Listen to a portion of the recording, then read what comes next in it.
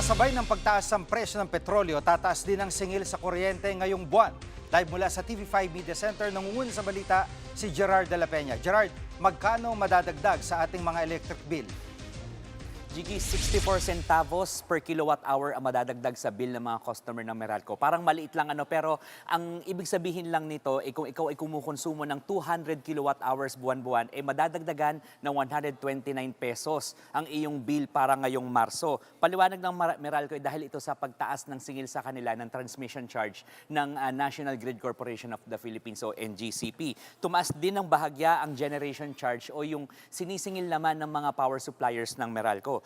Nakadagdag pa ang buwis at ang Uniform National Lifeline Subsidy Rate na iniutos ng Energy Regulatory Commission o ERC. Gigi. At aabot kaya ng Abril itong taas singil, lalo't mainit ang panahon at mataas ang demand sa kuryente?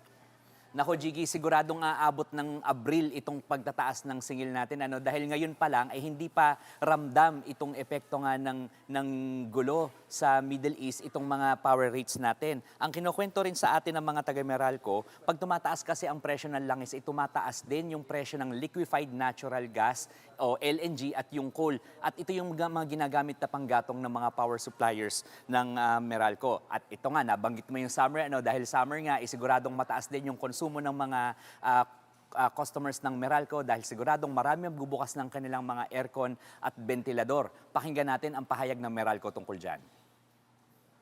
Residential, commercial, and industrial customers' consumptions really go up during this period, during the summer months.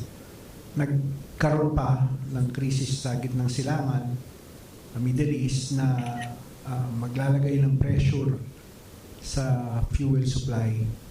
Kaya those two factors are really most probably going to drive prices higher.